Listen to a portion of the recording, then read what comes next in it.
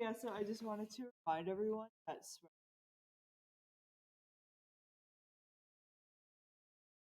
um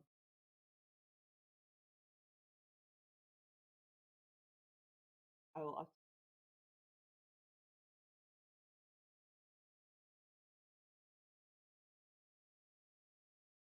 um also we'll be having election.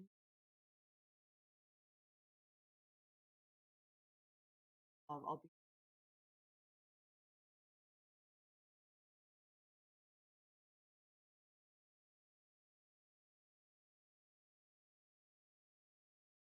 Thank you, Grace. That was our president, just in case.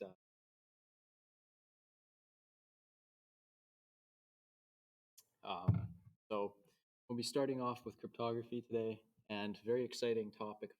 So myself, like puzzles, that's pretty much right up your alley. Then, whole context of it is compared to some web security or like the bandit war games that we play to get started. Puzzle is given to you, or at least there's some sort of called a ciphertext, some sort of coded or encrypted form, text or data is given to you. You have to figure out what's been done to it, undo those operations, or not operations, but rather just decrypt it, and uh, you're code breaking. So think of it as if this is similar to World War II, and you're trying to break the Enigma machine. It's kind of similar to that, except lives are not at stake. Right. I'll just quickly switch over to my here. Uh, we'll get started. Does anyone have any questions about what cryptography is online? The one person here right now, I know they know what cryptography is.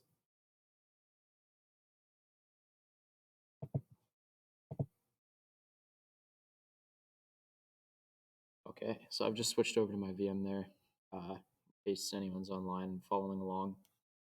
We're going to be signing up on a website called cryptohack.org. I'll show that off in a minute, and I'll just be going over some basic concepts. Um, but in the meantime, for anyone who doesn't know what cryptography is, I'll just kind of give introduction to it. So, in the computer science term, it refers to how we secure information and communications, um, and usually they're derived from mathematical concepts. So there's some sort of algorithm that we put data through, and it's output in some sort of scrambled or encrypted form that it transforms it in a way that it's hard to decipher, hard for someone who's just going to look at it, or if someone was to intercept our message, to look at it and just go, oh, I know what was being said here. um, yeah. Also, if you notice, I kind of have I was doing a couple of CTFs over the weekend. I did Hack the Box's CTF, which was a great time. I have a bunch of write-ups for it. um, oh, this is from last night, actually. I was doing Hack the Box. As you can see here, I was doing uh, one of their machines, and it came across. I had to use the Spring Force shell vulnerability that was recently discovered back in 2022. Uh, I don't know. We'll go into pen testing at some other date, I suppose. Here, we'll see.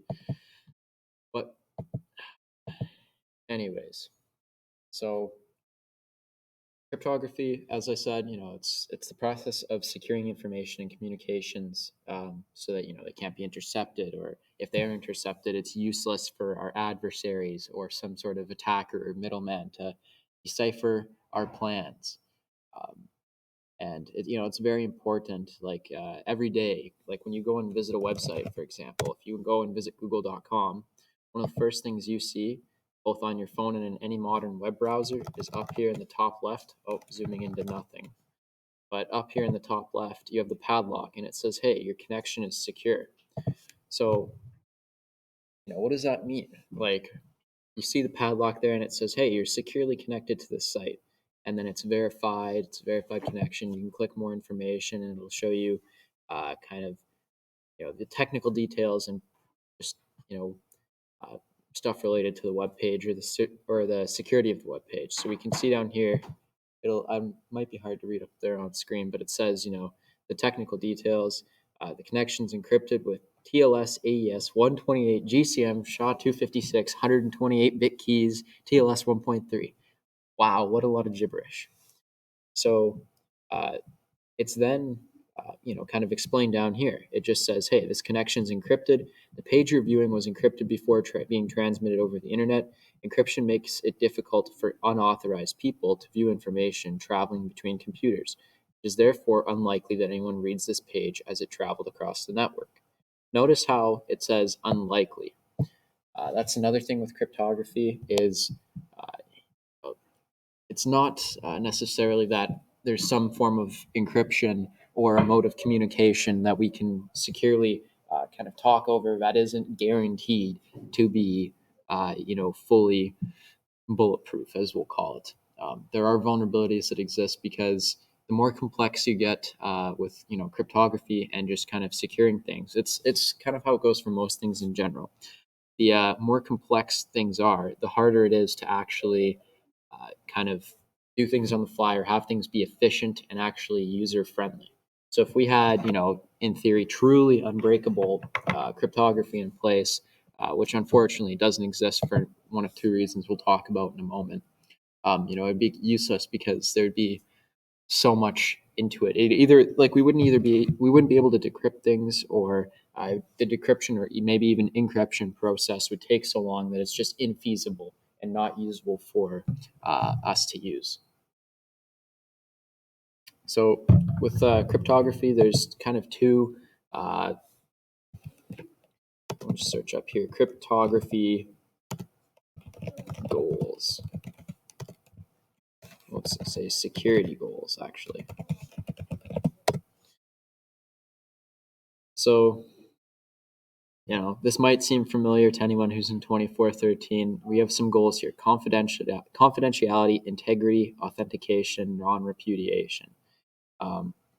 So, we want data to be confidential. We want the integrity of the data to remain intact. We want, we want to know that we can verify kind of who the data came from. So, authenticity, and then non-repudiation means if I give you something, it came from me, and there's nothing you can do to prove that it didn't, type of thing.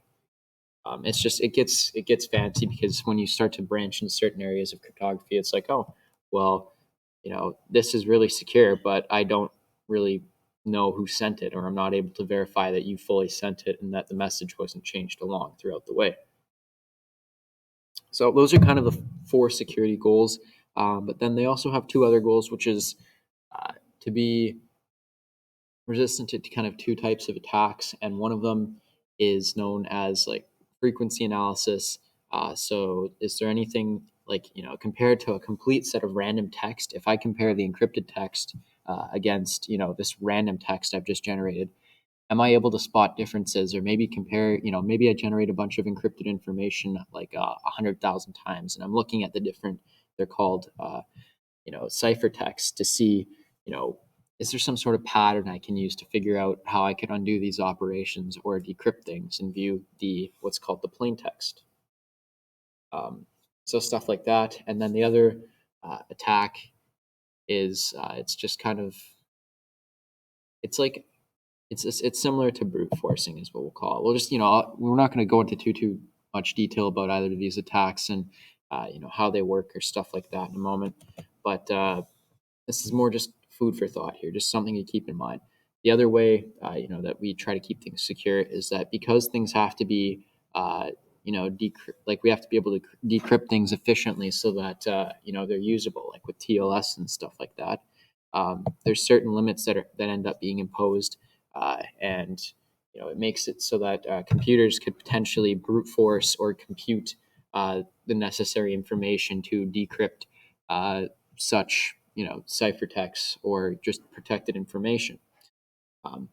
And our goal is to make things not necessarily like bulletproof, but more infeasible for someone to kind of decrypt within a certain amount of time. That's the kind of 2 ways we look at securing things. I believe they're called provably secure, and then I've forgotten the other definition off the top of my head, but we want to say it's it's provably and probably secure. So probably means like, it's infeasible for someone to break this within a certain, amount of time. Like it would take many years essentially to break a form of communication or this, you know, form of encryption. And then provable means like I have some sort of physical, tangible proof that I can show you mathematically about why it's impossible to break, this form of encryption. We don't really see too much in terms of provable encryption just because it's a lot harder to do nowadays with computers and processing power, and especially things like quantum computers, which we'll touch on another date and how that affected kind of cryptography because they can process information at a rate much faster than traditional computers, as they're called, like our laptops and your desktop or your PC at home. But we'll kick things off here. So let's start off with encryption versus encoding. So as we've kind of looked at in the past, we've seen things like base 64 encoding, and we've looked at that and you go, hey, it's not immediately obvious to me what this, what the text might be. So if I, just for an example, in case anyone hasn't looked at our previous sessions, we'll look at base 64 encoding here. Encode. There we go. We can type some text here, test 123, very super secret. And I can go and hit encode. And then you can see here the result is this nice encoded text. It's base 64. So what is all this? What is, encoding? How is it different from encryption? So encoding is just changing up the way information is presented or represented. It's not necessarily protecting it. It's more just changing up how we view it or how it's displayed to us. So in this case, base 64 is commonly used with just HTTP and like websites and web protocols as, uh, you know, there are some characters which we talked about in our last session that aren't necessarily URL safe is what they're called. So they have different meanings. Like if I were to go and just put another dot after .org, my browser interprets that as like, oh, this is still just part of the website. Doesn't actually, do anything. But maybe I wanted to go visit slash. Oops, maybe I wanted to go visit slash, and then I put like a whole bunch of slashes and stuff like that, and I wanted that to be a path.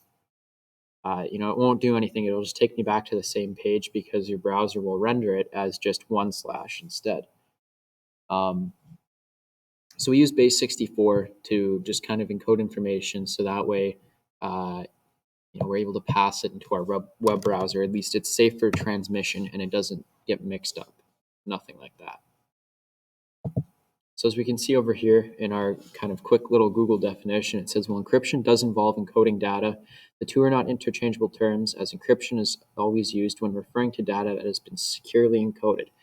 All right, well, encoding, right there, it's used within the word encryption. So that it's still a somewhat decent example. Also, Packet Labs here, shout out to them. They're a Canadian company that focuses on pen testing, and they offer, I think it is, internships to students, specifically university students, if you're trying to get into pen testing. Although, oh, did I burp sweet on? I don't think I had burp sweet on. Okay, that's weird. Why is this not secure?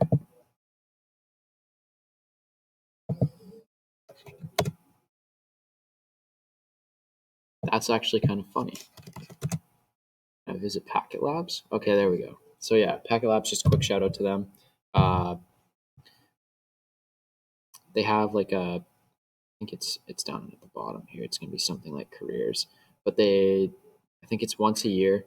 They look at hiring students. They try to aim for, third and fourth year students, just anyone who's got knowledge. Actually, there it is right there, security analyst internship. That's the one. So they call it an internship, and you basically go and work with them for summer. You're full time, and then you can go and potentially join them later on. They have a really great, it's a really great company because there's a lot of training available to you, and they have some promises like, or not promises, but more it's guaranteed that, if you come and work for them and do, some time there, they'll pay for your industry certifications like your OSCP, so your Offensive Security Certified Penetration Tester, which is a very big kind of credential to have in the field of pen testing, as well as any other certifications you're looking at getting. Yeah. So they also have some great values. Personally, no egos ever. So they always try and they have a good sense of community there. I've got a couple friends who actually, or former colleagues who work over there now, and they really like it. So shout out to them. Kind of derailed there, but anyways, with encoding, as we kind of infer from here, it changes the way information is represented, while encryption is securely kind of changing or protecting information. There's a couple forms of encryption that we'll talk about. We have, in modern day, we have symmetric key and public key crypto systems, which if you're in, again, 2413, you'll if you've taken it at any point, you'll know about that as well, the difference between those. Yeah.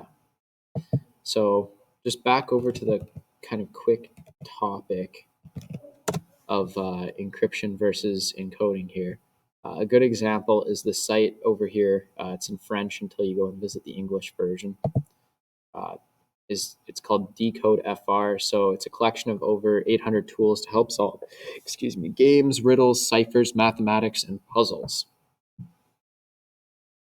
So with cryptography, this is kind of an invaluable site you'll come across if you're doing like CTFs or something like that. Just in general, like it's a great kind of system. So yeah, there's a bunch of tools here that we can use. We'll definitely end up using this at some point here. But for now, we're going to head over to cryptohack.org. There's also another site we're going to take a look at later called CryptoPals, which again, I think it's cryptopals.com or net. Might be .net. Okay, most definitely is .com.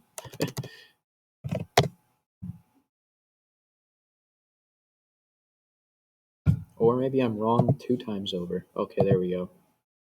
So there we go. CryptoPals, Crypto Challenges. So these are kind of a collection of exercises that demonstrate attacks on real world crypto systems.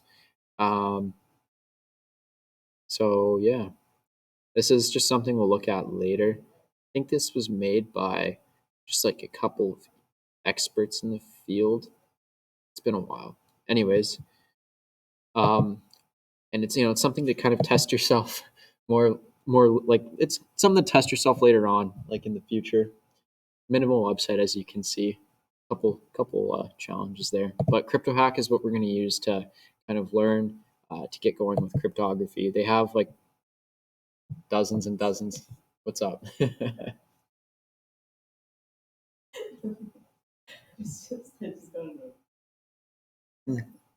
Okay, no worries. Don't even worry about it.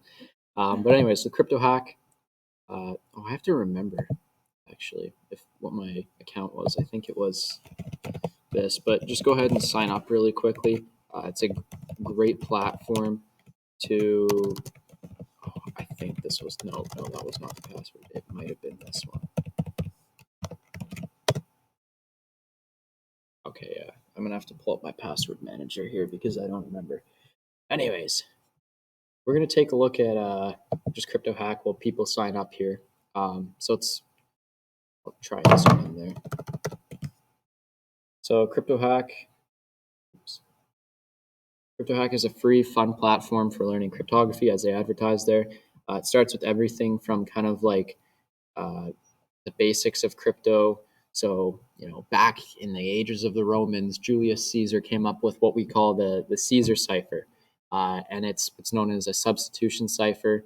It changes just you know it maps like in the alphabet, A to Z. It just maps them to different characters. So like C could mean A and stuff like that. It's a shift of sorts.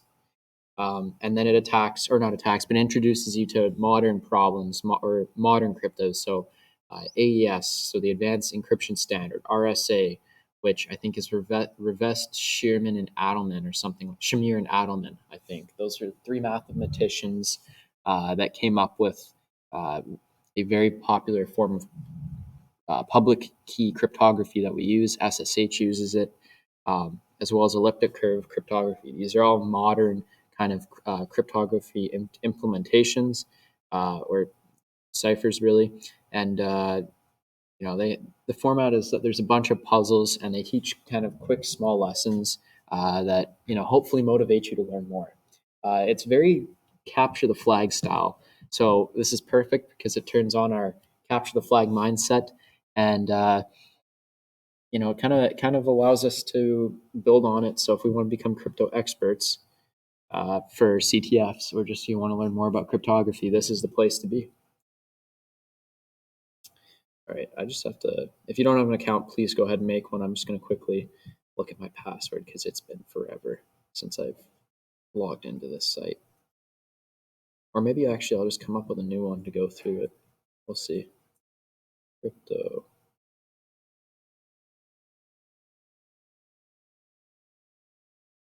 Oh yeah, I was never going to guess that password in a million years.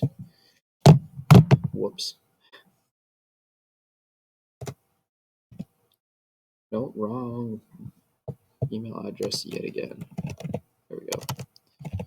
Oh, also, I think it's the, what is it? What does UMass stand for? Which American university is that? Is that the University of Massachusetts Amherst or Michigan Amherst?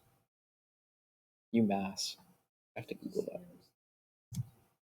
Massive. Let me check. UMass. I don't know. We're not American, so. Oh yeah, it's University of Massachusetts Amherst. That's what it is.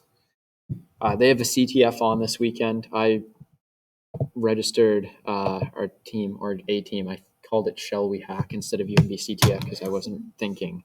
But I'll write my password. This can be a long one. I hope that's not a 0. Oh, it's definitely not a 0. It would be a different color. Okay.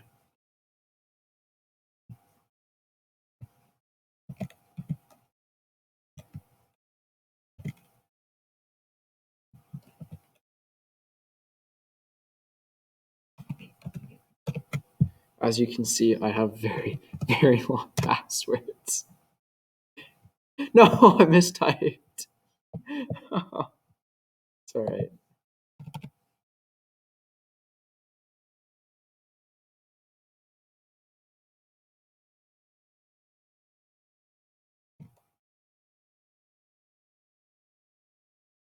Oh, I realized where I messed up. That's all right.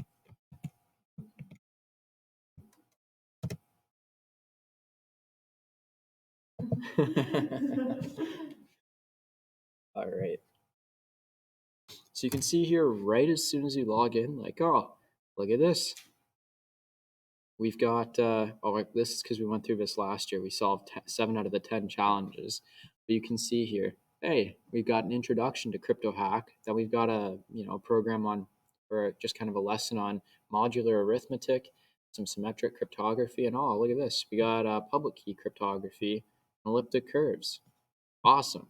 So you can see they've got a really kind of nice user interface and well thought out kind of platform here for how we can attack uh, or not attack, but how we can just learn to do this. They also have a bunch of, I think, individual challenges afterwards that are kind of crypto specific. So you can see we got quantum, we've got an archive of CTF challenges, we've got miscellaneous, we have elliptic curves, hash functions, crypto on the web, Diffie-Hellman, RSA, symmetric ciphers, mathematics, general, and then the introduction. They also have a blog, a place where you can chat, and I think there's something about careers. There's also like a job board where you can kind of see if there's anyone who's hiring for cryptographers if you're trying to look for a job in that. Another great place to look would be the government of Canada, they're always looking for cryptographers. So if you want to go and collect a pension and be a federal employee and serve the public, there you go. An example, I think, is they're called CSE, the Communications Security Establishment. There they are. So they're like Canada's NSA, basically. Um, and so you can work there both as a student or as a professional. I think they have, yeah, they have mathematicians, which is mostly you can specialize in any of these, but it's mostly cryptography that they hire. Then you've got something in computer science. You could be there it is again, cryptography. You could be a reverse engineer. You could analyze malicious software, analyze cybersecurity data, stuff like that. Uh, you could be an engineer. So yeah. Anyways, without further ado, let's get started here. I've kind of rambled on for about a half hour, so we may as well get into learning. What is cryptography? That is not, unfortunately. Is this the very first one? I don't think so. XOR 0. Oh, yeah. That's right. That's right. That's right. That's right.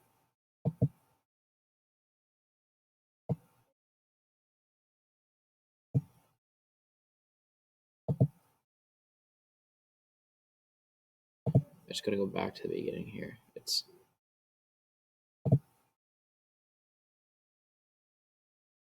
previous challenge. I even go before that. Okay, so the course details. This is what I wanted. So you can see here, if we just go ahead and click on it, it says, oh, hey, this is a starter course that'll get you up and running with CryptoHack. You'll learn how to encode and decode data types that are commonly used in cryptography. You'll get comfortable with the XOR operation. So notice this didn't say encrypt and decrypt. This said encode and decode. So just transforming the way information is represented. So it's not necessarily secure because someone could still, figure it out. It's just as simple as putting it through some sort of online tool. But we'll learn about XORing, which is very common in cryptography, like the XOR operation. So if any of you have ever taken like a logic course or some sort of, uh, I don't know, maybe it's like digital logic or anything to do with just logic in general, there's things like an or, an and, a not, stuff like that. This is, again, one of those operations. It just transforms the way we represent information. And yeah, this will just be kind of getting used to the format here. So you can see here we have some challenges. The introductory challenge. I click on these. I cannot. That's awfully not nice. Okay. Anyways, we'll move on to the first challenge. So you can see here, hey, each challenge is designed to help introduce to you a new piece of cryptography. Solving a challenge will require you to find a flag. So just like a CTF. And it says these flags will usually be in the format crypto your first flag. The flag format helps you verify that you found the correct solution. So try submitting this flag into the form below. I've already done this because we did this last year. We just unfortunately didn't record any of the sessions that we did together as a club. But yes, we've since changed that. So go ahead and put that in if you haven't already, and then we'll move on to the next one. So it says, hey, Great Snakes. It's the title of a challenge. It's worth 3 points, and 30,000 people have solved it. So modern cryptography involves code, and code involves coding. Oh, who would have known?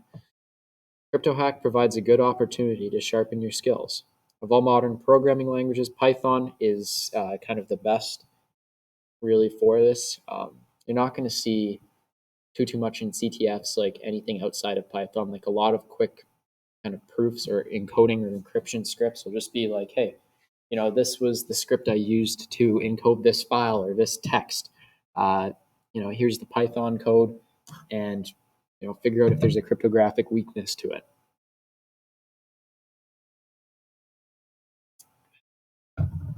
So that's the other thing is I think I've mentioned it before, but knowing a programming language really, really helps in all areas of a CTF, really, because at some point you're going to come across a challenge where you're required to, uh, you know, kind of come up with some sort of programming related solution. Maybe you have to write some code to perform an operation on some text or a file, or maybe you have to extract you know bytes from some text or a file or something like that, or you have to carve a piece of an image or a file out. It's going to come in handy. Or maybe you need to automate some sort of timing attack, like if you're doing web, like, oh, I need to perform a request, and then maybe I need to send it at a specific time once I've received a certain bit of data, stuff like that. But anyways, we can see here we have a challenge file, and it says there's a resource for downloading Python. You don't need to worry about that unless you're on Windows, because Python doesn't come installed natively on Windows, whereas on Linux it does. And if you're on Kali, you can just type Python and it'll be launched into the interpreter. You can see here there's a file for us to download, so let's go ahead and download that. You can see it's downloaded, so we'll head over to our terminal. I'll just cd into my desktop, or download, sorry. We can see, oh, there it is, Great Snakes. I'm just going to rename that quickly to just Great Snakes.py.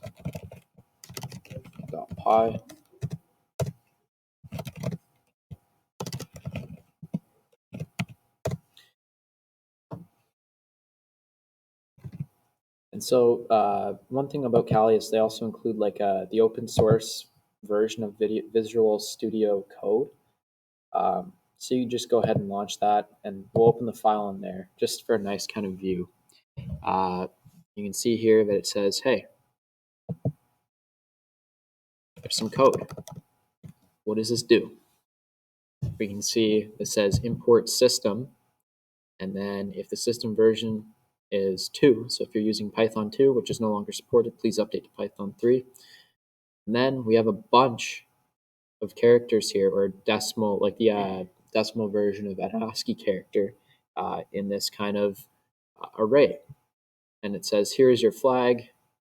And then we have some code that just joins it and XORs it against the value 32 to turn it into a character.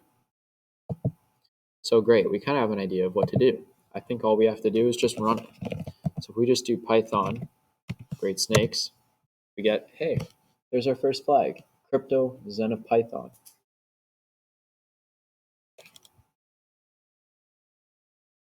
And we'll move on to the next challenge here, just once everyone's kind of, hopefully in theory, put it on. But thank you to the 2 people who are also watching right now online. It's nice to have some viewers. Sorry? Oh. All right, well then I take Mike as probably the other one. But that's interesting. All right, well, this will be recorded. People can watch whenever. So we go back here. We solved that challenge pretty quickly. So we'll go on to the next one. That's just to sort of get you familiar with Python and the format of how you might see things. So now we get a lesson on ASCII. So we've kind of had an encounter with it before. The American Standard for, I think it's Code Information Exchange. Yeah, American Standard Code for Information Exchange. All right, and you can see here it says ASCII is a 7-bit encoding standard which allows the representation of text using integers 0, 1 to 27. So what does that mean? That means we've taken the alphabet and then a couple other characters and some symbols and mapped them out respectively to the characters 0 through 127. And it says, using the below integer array, convert the numbers to their corresponding ASCII characters to obtain a flag. So it gives us a hint here. It says, in Python, the character function, CHR, can be used to convert an ASCII ordinal number to a character. And then it says the ORD function does the opposite. So it'll convert it from, the number into the character, or sorry, from the character into the number. So does anyone have any ideas about how we could do this? It kind of gives us a hint, but maybe we could write a Python script to do this quickly. I'll just give everyone a moment. If anyone's got any ideas. The other thing you could do is maybe there's some sort of decimal to ASCII converter online. But we don't want to use that. We want to focus on Python, just because the idea here is that we want to get comfortable programming to solve our challenges. So I'll give everyone a moment. Just if you're not familiar with Python, don't worry. We'll have a quick crash course in it in a second here when I just go over how we can approach solving this. Yeah.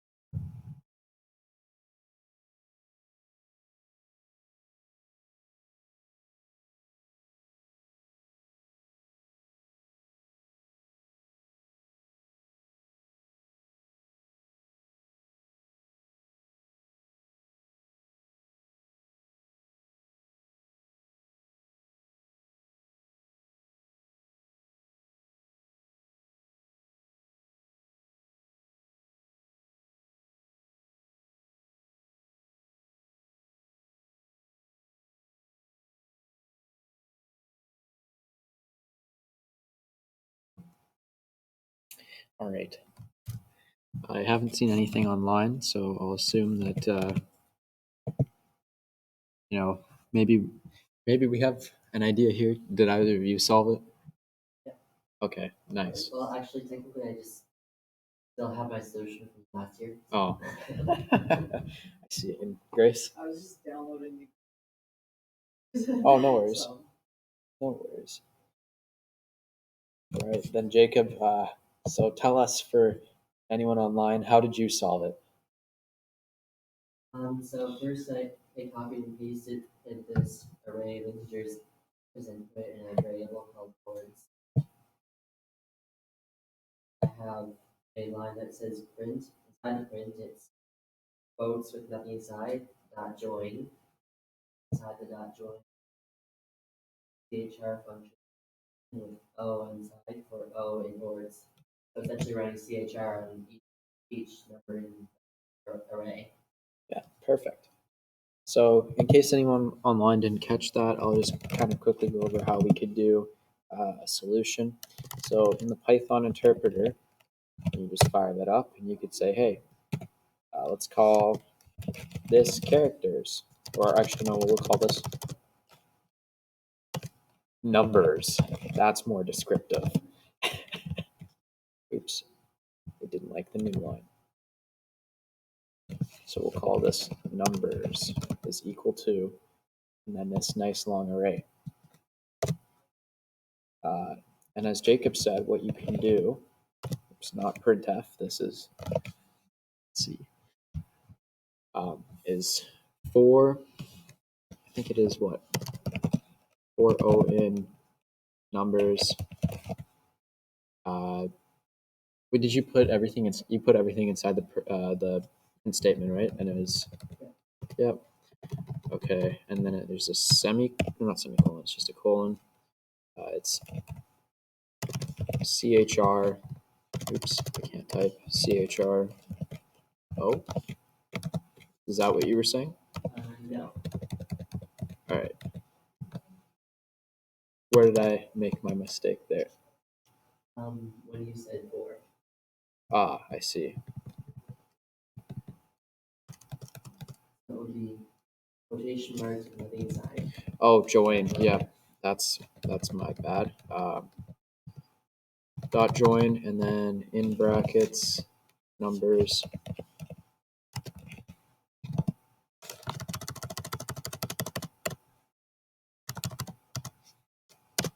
So for anyone who doesn't know what this does, this just takes the join function, takes the string, and we have we gave it a separator here, so we just wanted it to replace the spaces in between these numbers with nothing. So it's just one sort of string. So inside the join, it would be CHRO for O in numbers.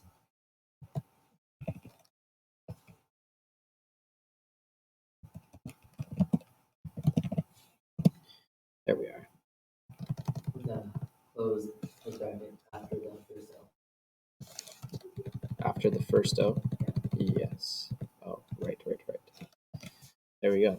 So this is just a kind of quick and simple expression here.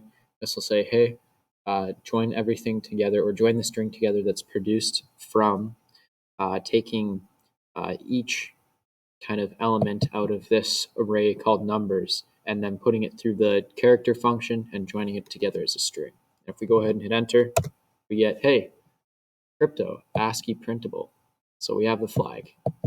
So thank you, Jacob, for the solution there. Another way you could have done it is just with a Python script. You could have done something like you could have gone. It's the same thing, but just not on one line. You have your array there. You just go for O in numbers.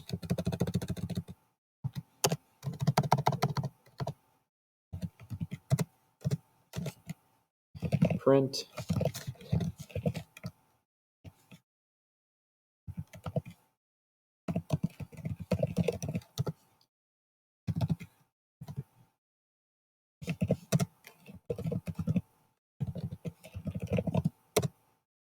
Oh, I did not spell delimiter right. That's on me.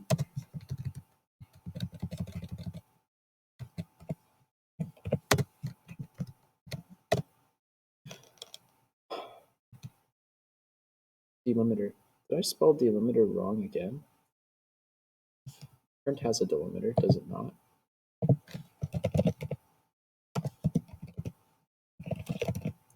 Delimiter Python.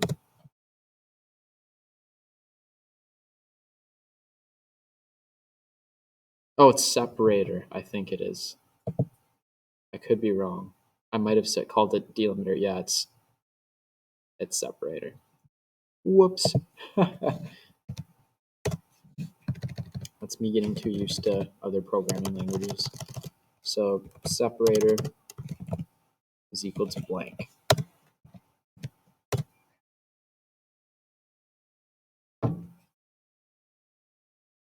And actually, no, I was pretty sure it was a delimiter, but you can see it didn't print out on one line there. It might have been end. I could be dumb. I can't remember how long or what it was. I remember it might be end. There we go. Yeah, it's end, not either of those. So you can see it just printed it out. That was if you're just trying to create a Python script and you aren't good with writing everything on one line, kind of in an expression. You can see it was just the array, and then for O and numbers, print O. The character, the conversion of it to a character with no kind of separator in between. Yeah, I think actually the other way I could have done that as well was taking the dot join. Maybe.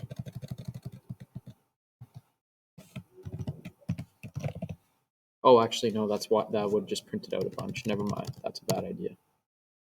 But yeah, so that's another way of doing it. Jacob's way was a lot better.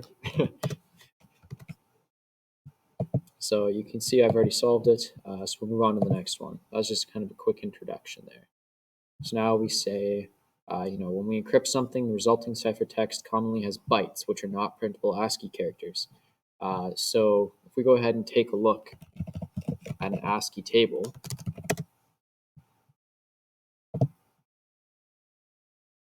thank you, Google, for recommending that I include the keyword Python for some reason. Anyways, if you go and look at kind of this ASCII table here, you can see as we start off at 0, the character represented is not an actual character, but rather just sort of information for your computer. So this was like back when computers were first kind of coming to, and the idea of being able to type like on a keyboard came out. The ASCII standard was kind of founded. There were certain things you could put in there, like null, so that'd be a blank kind of portion or space. You had things like a line feed or a carriage return, so those were essentially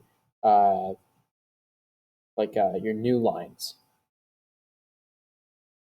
So like it was your kind of symbol, like, hey, this is like the end of the line. You should go to the next line and keep reading for information. There's also things like I think there was like it might have been EOF, but I know there's EOT for sure. So end of transmission means there's no more data that was going to come through. ESC was escape, stuff like that. You had things like the space character as well. We had to give room for the space bar, the delete key, backspace, as you can see. So, not all of these were necessarily, printable characters that we can see. So the next thing it tells us is, hey, if we want to share encrypted data, it's common to encode something in, a more user-friendly and portable way.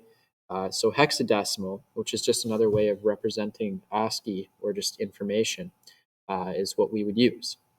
So hexadecimal is known as base 16. Decimal is base 10.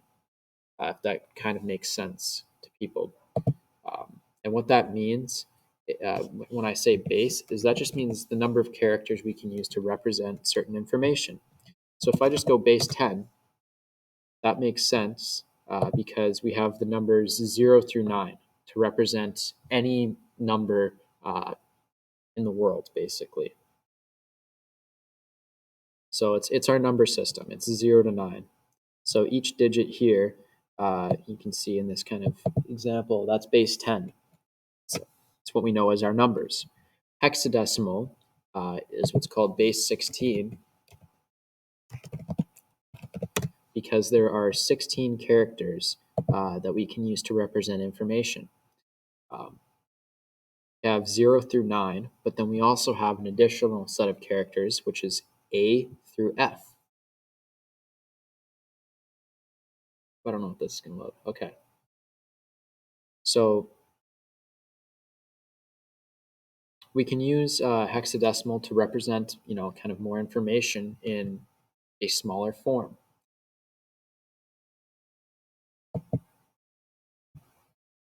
So it says the first letter, first each letter is converted to an ordinal number according to the ASCII table, and then the decimal numbers are converted to base 16, otherwise known as hexadecimal. The numbers can be combined together into one long hex string. Included below is a flag encoded as a hex string. Decode this back into bytes to get the flag. So in Python, the bytes from hex function can be used to convert hex to bytes. The hex instance method can be called on byte strings to get the hexadecimal representation.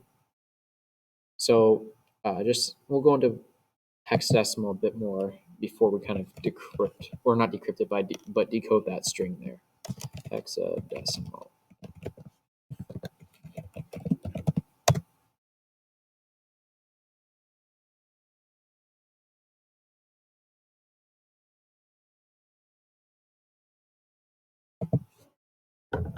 So with A through F,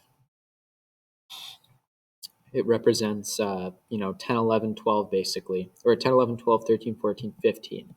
And even though it's called 16 and we don't see the number 16, it's called base 16 because we start at 0. You have to kind of get into that programming mindset. Arrays don't start at 1, they start at 0.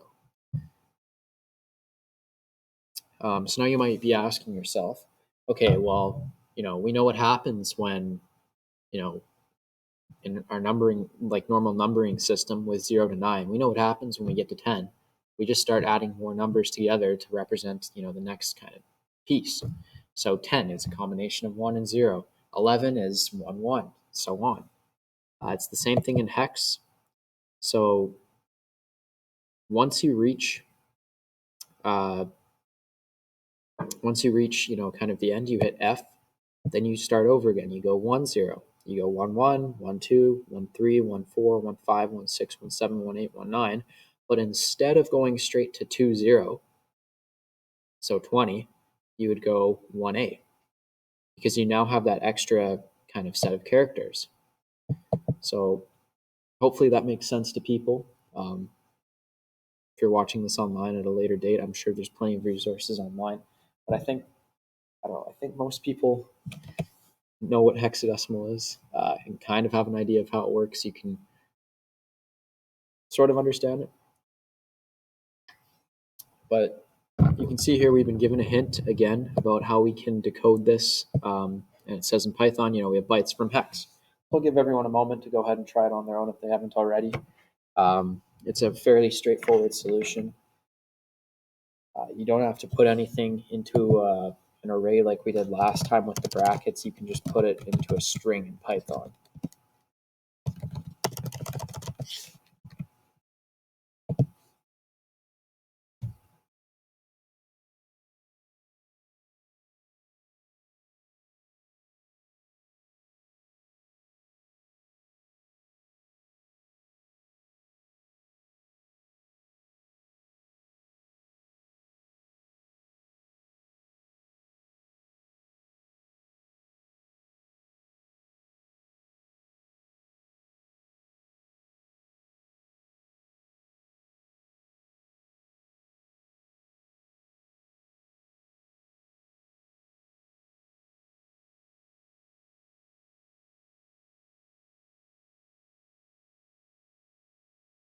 All right, hopefully that was enough time for anyone online who's participating with us. We'll just kind of give a quick introduction here on how to solve this. So we also have some resources down here that you can go and check out as well if you need some more reading materials, the ASCII table, and then Wikipedia, what hexadecimal is. So first we'll start off by asking our audience here, did either of the two people in attendance tonight solve the challenge? I think, actually, you did last year as well. Or not last, I guess it was last year. But I would have last year, but I don't see my solution. that's all right, no worries. Grace, did you happen to solve the challenge? It's all good if not. I put it in all my. That works fine, don't worry. Oh,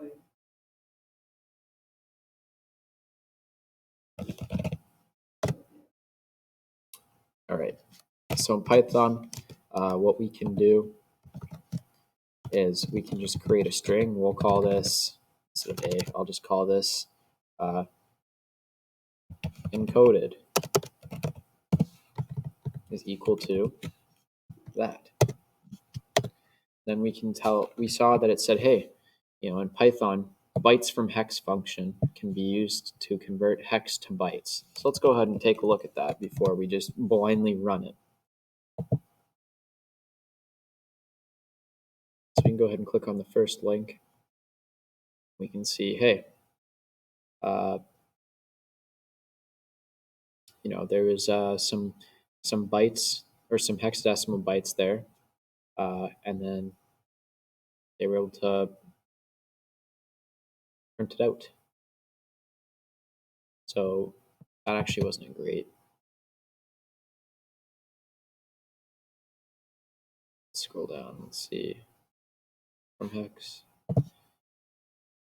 Look at the documentation here. Read the docs. You know what? It's good enough. We saw the example there. It just told us right off the bat, just use this function. So if I just do print bytes.from hex encoded, we get, hey, crypto, you will be working with hex strings a lot, which is true, just because it's another safe way of representing information. Oh, That's why I kept getting there. it's okay, it It's like, happens. what am I doing? So that's a good point. Thank you. If you don't put so in Python here, we just represented this as a string.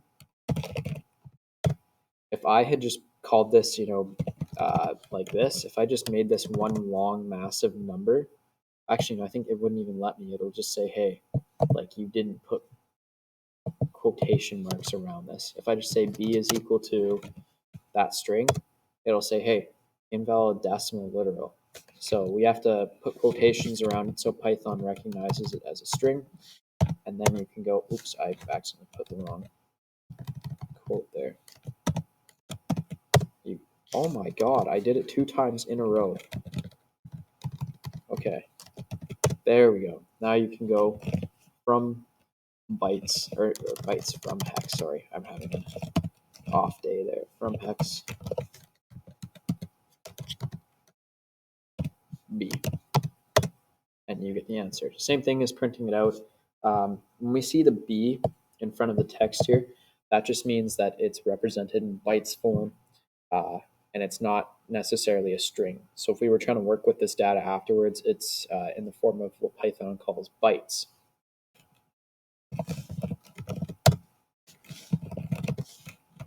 All right, we've solved that. On to the next challenge. So, hey, this is our old friend base64 again. So as we kind of talked about at the beginning, another common encoding scheme, base64. It allows us to represent binary data as an ASCII string using the alphabet. So, except this time with base64, I think there's the alphabet of 64 characters because there's I can't remember. There's more. Oh, excuse me, that it uses, but it encodes it in 6 binary digits. So 4 characters of base 64 encode 3 8-bit bytes. And as we came across earlier, it's mostly used online. So binary data such as images can easily be included into HTML or CSS files. That's another use for it, other than transmission of data. Is sometimes you'll be on a website. So if we just went and viewed source here, I don't think we'll see it here, but sometimes just directly in the web page, you'll see that someone has put kind of like the base 64 equivalent of the image so that it can be loaded straight there without having to actually make some sort of request either to the server or some external resource. It's like part of the page already. So you can see here it says take the below hex string, decode it into bytes, and then encode it into base 64. And then I think that it's going to want us to paste it. So it says in Python, after importing the base 64 module to import base 64, you can use the base 64.b64 encode function. Remember to decode the hex first, as the challenge description states. So it's pretty straightforward. I'll just give everyone a minute to go ahead and kind of get used to it or try it on their own, and then we'll move from there.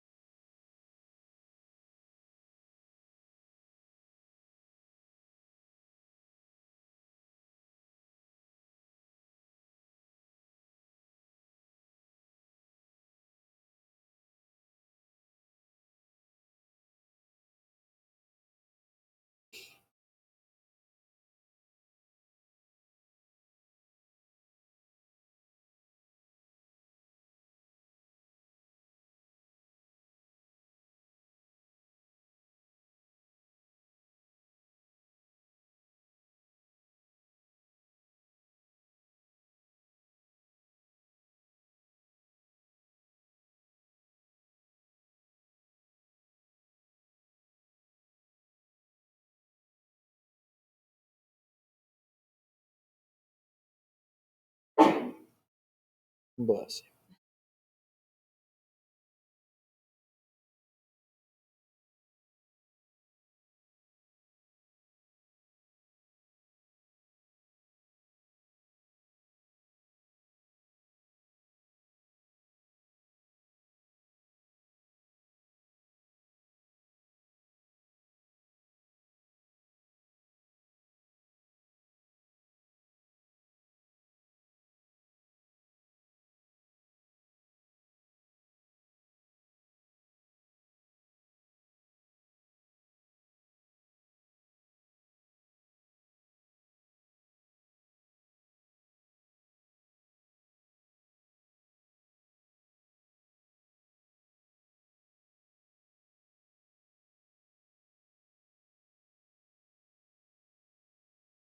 All right. So, just in case anyone hasn't done it yet online, we're going to go over it now, or you're stuck. Did either of you guys solve it? Yes? Yeah. Awesome. So, right off the bat, we'll launch into Python interp. Actually, we're not going to launch. We'll do it from here instead of making a script. So, it told us right off the bat we need to import base64. From there, we have hex string here. And the instructions specifically say, take the hex string below, decode it into bytes, and then encode it into base64. Mint. So, as we've learned from last time, we could just do, hex. We could say hex is equal to, in quotes. I put way too many spaces there. I don't know what happened. Hex is equal to this. And we could say, decoded hex is equal to bytes dot from hex hex. And now we could go print. I keep hitting F. It's just second nature doing printf statements. Anyways, you can do print. I think it's base64 or base64 dot b64 encode decoded hex is what it is. And look at that. Crypto is base64, crypto base64 encoding is web safe. So awesome. We got the flag for that. It's just in a different style format, as the curly braces there are not supported with base64 and shown like that. So awesome. I've already solved this, obviously, because we did this last year, but we can move over. We'll do one or two more challenges here, and then we're going to move on to Pico CTF, where people can just play around and try some of the crypto challenges they have there. They're pretty basic to get started. And before we do, I guess we'll also go over one more piece of information, and that is just what ciphers are, and stuff like that. So we can see, hey, this one's called bytes and big integers. Crypto systems like RSA, which is very, very popular. It's called public key crypto system, otherwise known as asymmetric cryptography. RSA works on numbers, but messages are made up of characters. So how should we convert our messages into numbers so that mathematical operations can be implied? The most common way is to take ordinal bytes of the message. So again, the decimal version of the text, so the ASCII, like the decimal number from 0 to 127 in ASCII, convert it to hexadecimal, and then concatenate, so remove the spaces. This can be interpreted as base 16 / hexadecimal number, and also represented in a base 10 / decimal number. So to illustrate, you can see here we have some message that says hello in all caps. The ASCII bytes, the decimal numbers respectively, are 72, 69, 76, 76, and 79. You can see in hex bytes respectively what they are, and then in both of these cases, what this is concatenated, and then I think the decimal number that this string that's been concatenated represents. So a very, very popular library here before we get started on, we're working backwards and undoing the cryptographic operations that have been done is it says, hey, Python's PyCryptodome library implements this method with bytes to long and long to bytes. You will first have to install PyCryptodome and import it with from crypto.util.number import star. So for details, check the frequently asked questions. Let's just go there now, because I can tell you right off the bat, I'm pretty sure I don't have it installed. Let me just check, actually. It's like 99% chance that I don't have it installed. Yeah, okay. So you can see right there, trace back, the error is module not found, no module named crypto. So let's go take a look at their frequently asked questions. They have,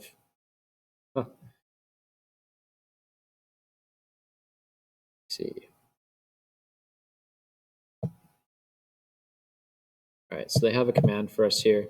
You just go ahead and run pip install. For anyone who doesn't know, pip is like Python's package manager.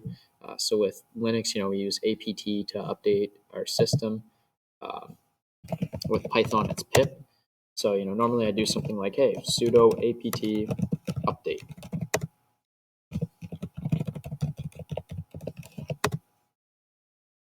And then, my Kali machine would go out and fetch, oh, hey, like there can be updates done, as we can see. I was going to cancel, but I'll just let it finish. The internet here is pretty slow. So close. Anyways, this just checks, Kali's, it's called repository, to see if there's been any changes or if I, have packages that can be upgraded. There's probably going to be a lot because I haven't updated in a minute. It has been a while.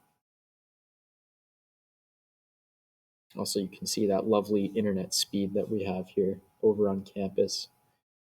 I was told somewhere on campus there's like a full gigabit up and down connection, and I was like, "Hey, that's got to be bullshit." I was like, "Yeah, where's this, and how can I access that?"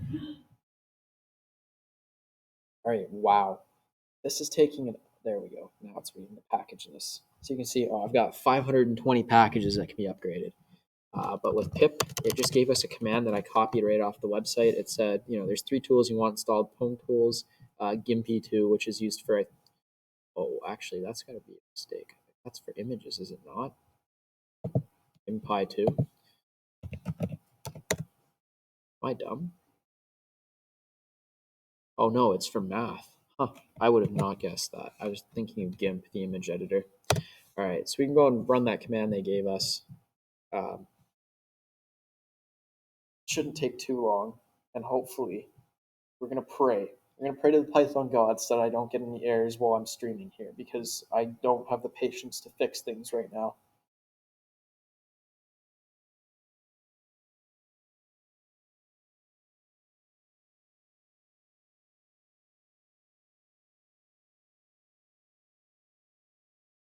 Don't you dare. That's a warning. Warnings are merely suggestions.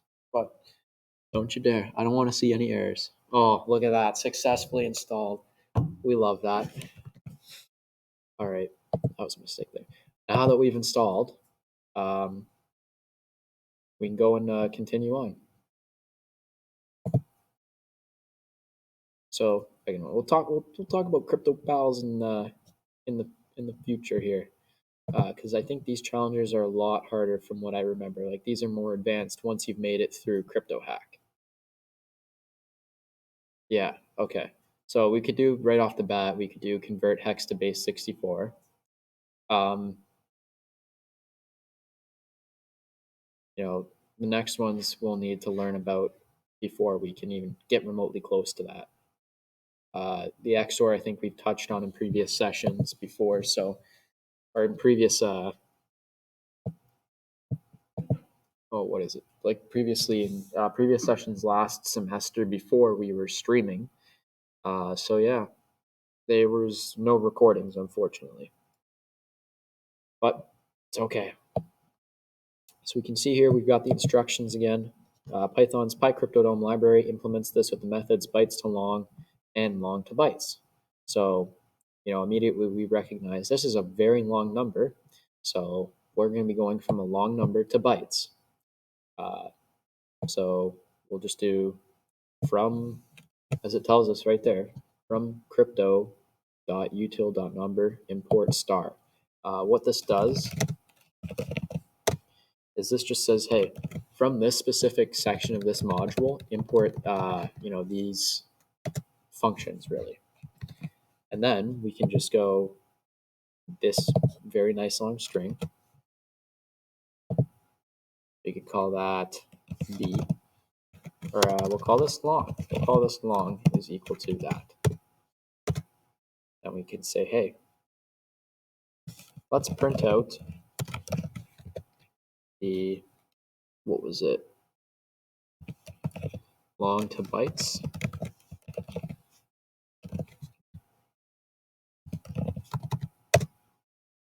And look at that. Challenge solved right there. Coding all the way down. So another quick note is when you start seeing flags and stuff, and you can see that, hey, there's, like numbers in place of some of the letters. This is called leet speak. So it's spelled like that. I've seen some people, for some reason, spell it like that, but that's just not English.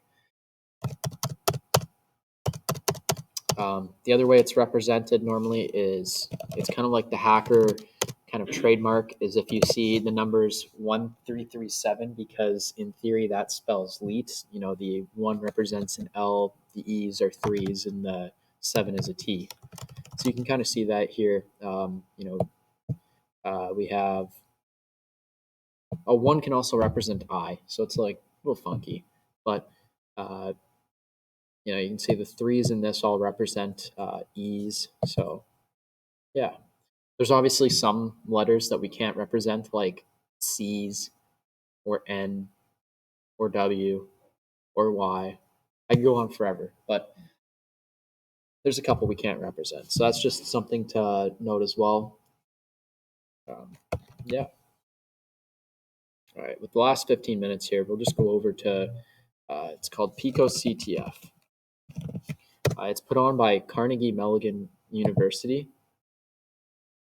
You might be noticing by now that there's a lot of like CTFs, or at least kind of cybersecurity stuff within academia. You'd be very correct on that. Or did I say Carnegie Mellon, or did I say that backwards? Like, what did I say the first time? I feel like it was not Carnegie Mellon. All right. Anyways, so CMU, also known as Carnegie Mellon University, they came up with a CTF called Pico CTF. And it's essentially open to middle school, high school, and university teams. There's prizes available, and the idea is that you can learn, practice, and compete. It's just a safe place to learn about kind of CTF, cybersecurity, and hacking in general, without necessarily putting yourself at risk. So yeah, they have a bunch of resources of where you can learn. They have what's called a primer, although I think in recent years it's kind of useless now. But this was supposed to be like if you had no introduction to like CTFs or even Linux at all, this is where you would go and read. And it would be like, hey, this is a shell. Then you kind of got into the shell foo, what is a shell, how you can interact with them and use them, commands. Then immediately, I think it dived straight into just, hey, this is forensics. So it didn't really get you comfortable with working in a terminal too much, as we did at the beginning of the semester, or this semester. It was more just, hey, here's a, oh, I closed the tab, whoops. It was more, hey, here's a like shell. Great. Now that you're used to it, we're going to go dive straight into forensics, and you're going to learn from there. So Pico CTF has competitions every now and then. As you can see, the next one is in, oh, it already happened. Or is it? No, it's on right now. What am I saying? I've completely lost track of time. So March 14th, 28th. So it's on right now. You can go and register and compete. But the important thing is they have what's called Pico Gym. So it's a non-competitive practice space where you can explore and solve challenges from previously released Pico CTF competitions. So that sounds fantastic, right?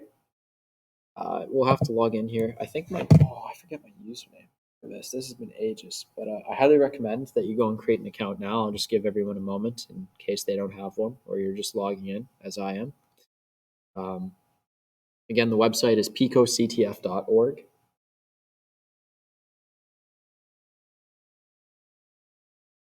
Oh, I did have a password for that. Okay. That one is Omnibus. Nice.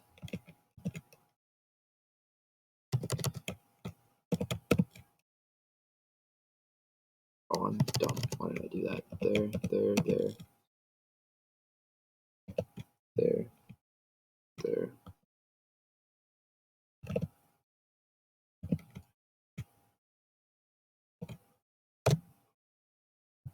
Oh, it's probably been ages since I was in here.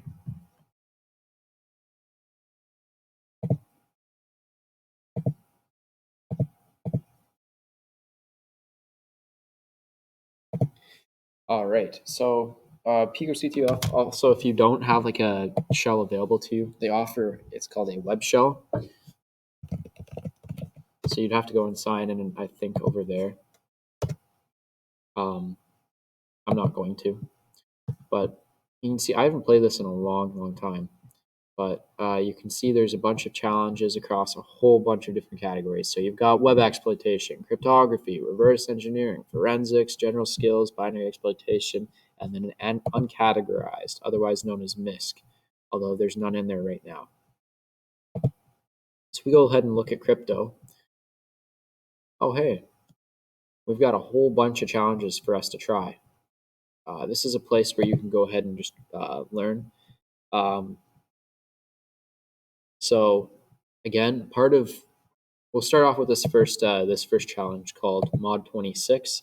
You can see here that this is kind of the format for how CTF would work with crypto. It gives us some sort of encoded string and then a description for it or a hint. It says, hey, cryptography can be easy. Do you know what ROT13 is?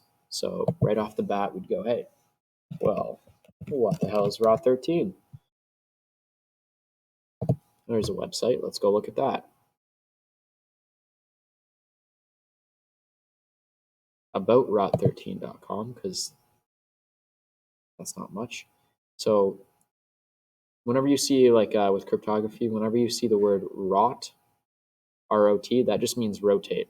It's a form of what's called a substitution cipher.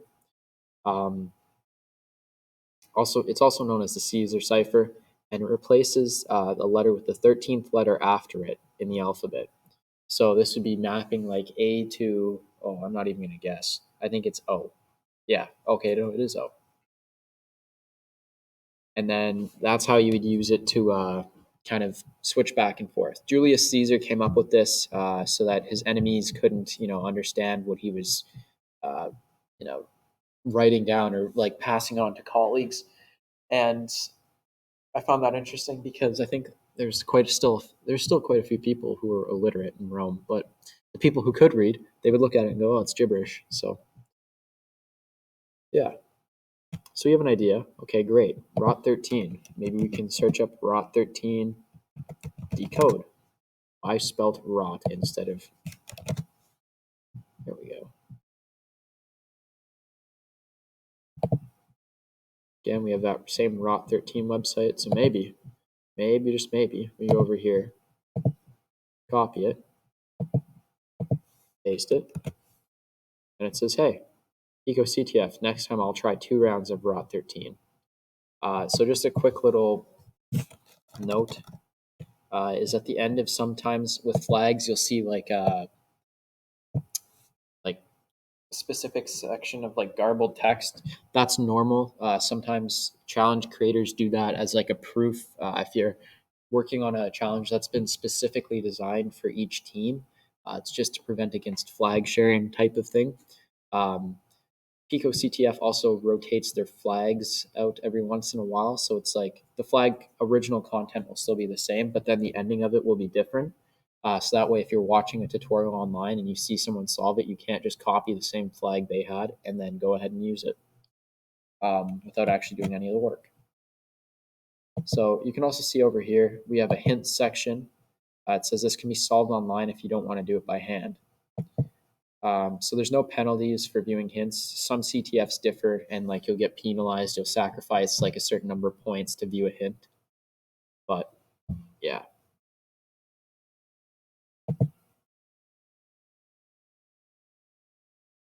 Anyways,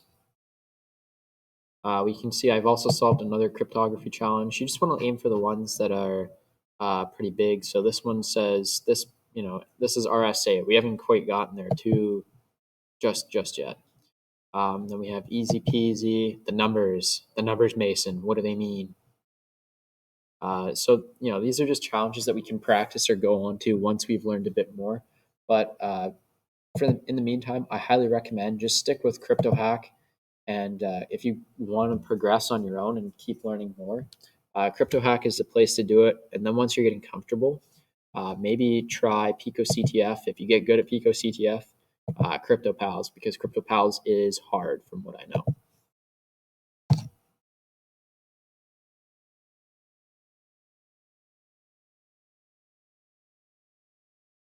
Also, I guess we'll just do some general housekeeping now while we have kind of some time before we end here. Is there anything that either of you guys want to do in the coming sessions? Because I think we only have one left before like exam week, and it's like next week. Yeah, we have next week, and then week after that is like the last day of school, I believe. I have no clue. So that would leave us with like, Yeah. Okay. So we have 2 weeks left but essentially. yeah, but we could also end like a week early. Doesn't matter to me. I'll have time. But in our last meeting though too, we'll also like want like getting back Yeah, closed. for sure. Yeah, for me, I have a preference during the thing. I remember a couple years ago we did this that was like looking at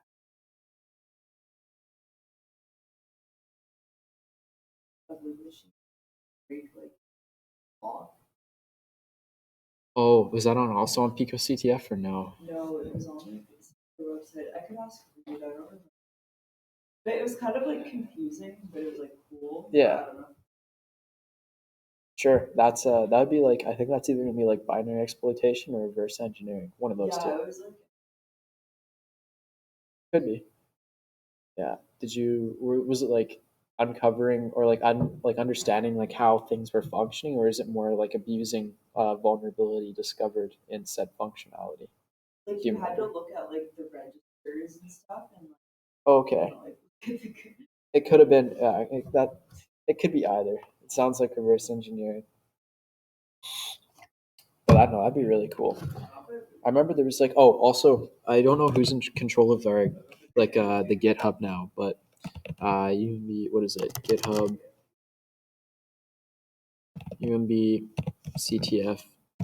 UNBCTF.github.io. I over on the write ups. I what is it? I made a PR request a while ago. oh okay, I didn't notice. It's all good. I honestly I made what was it? I was trying to come up with like a CTF platform, like, and then I remember Pico CTF existed, but I was like, there's no way to actually like learn. There's just like the challenges are there for you to try, but it doesn't actually introduce you to the concepts. So I was trying to come up with a platform, and I was gonna like come up with. I made an account on GitHub using like my student email, and I was gonna make like a website, but I was like, oh my god, this takes so much time. So yeah, I think did I make? Oh yeah, June 27th is when I think I was working on it. But then you can see my last contribution would have been, oh yeah, Thursday, March 2nd. I made a PR request. Review it before you accept it, or maybe even deny it. I don't know. Is it for the website or like the repository? The write ups, just the Okay. write ups. It doesn't actually touch the website. It was just the write ups. Yeah, we've got 4 minutes left. Is there anyone online have any questions? I just realized I haven't been checking the chat, but it's all good. I don't think anyone messaged anyways. Yeah, no. And we have 3 viewers. Look at that. Except I think you're still one of them. So, yeah. All right. For the 2 people that are out there, thank you.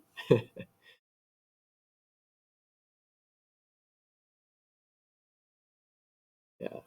Well, that session was about an hour and 30-ish minutes. I guess I'll just wrap it up here unless you guys want to quickly try XORing. We got 4 minutes. Up to you guys. I already closed my VMs. Sorry? I already closed my VMs. Oh, okay. All right. We'll call it. But you can feel free to continue with CryptoHack. Great website. Great place to kind of get started and just learn different concepts. Thank you, everyone who's online who came to watch. And we hope to see you next session. You're welcome, Micah.